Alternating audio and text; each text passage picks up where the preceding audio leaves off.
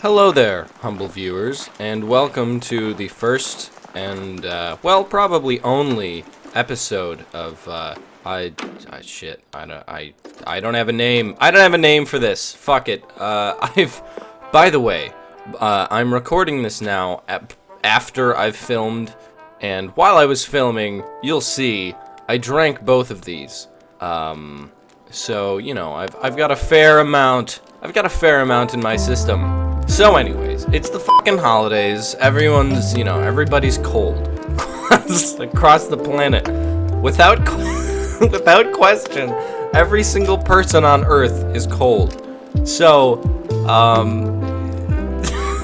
you know what helps with cold is warm drinks and alcohol in them. So I'm gonna show you, I guess, how to make an Irish coffee. This is a disaster. I shouldn't be recording this right now. But you know what?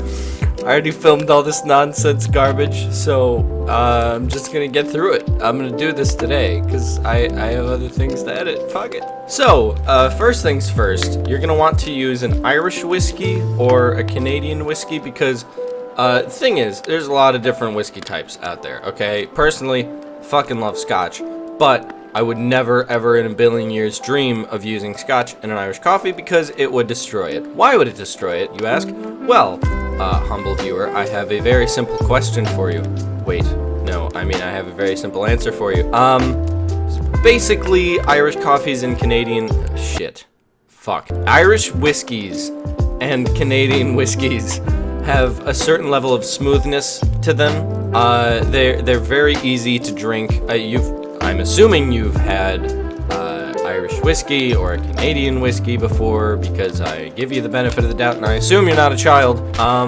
So you know what I'm talking about. Rye whiskeys, bourbons, I'm not too familiar with Japanese whiskeys, but really Irish whiskey and Canadian whiskey are very, very smooth and they're very good for making, I guess, mixed drinks with because they don't have a lot of harsh qualities to them. Whereas bourbon, rye, especially Scotch, again, I would never dream of using Scotch in this. If you're using Scotch in Irish coffee, get help.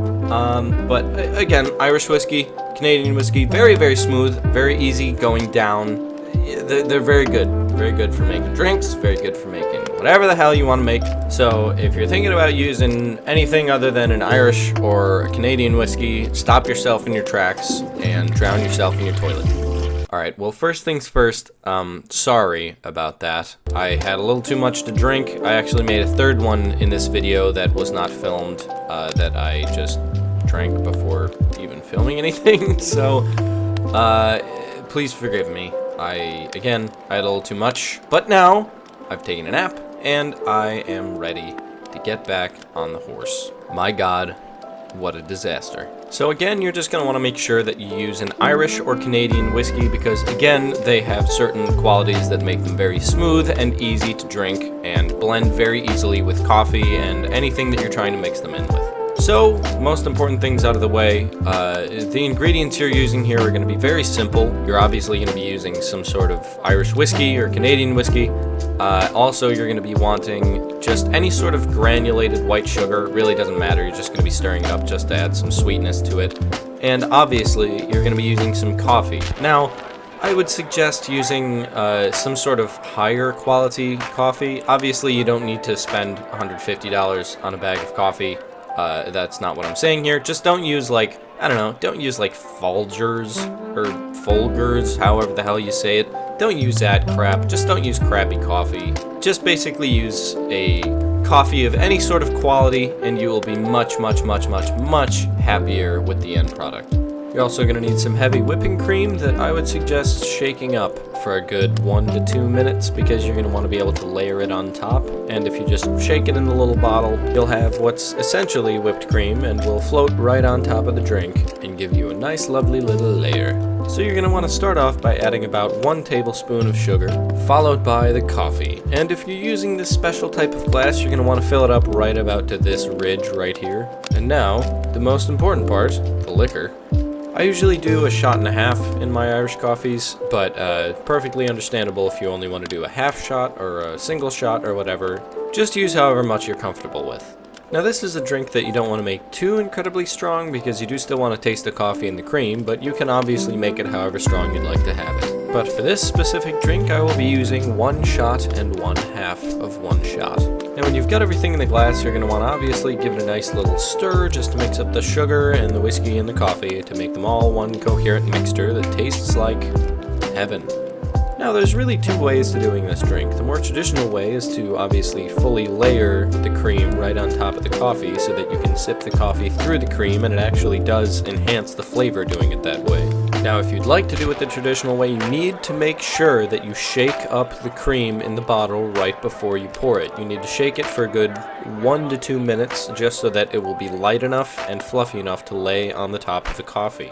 But if you're too lazy to do that, the good news is the other way of doing the drink doesn't require that at all. You just pour the cream right on in, let it sit, and it'll slowly drip down to the bottom and look absolutely gorgeous.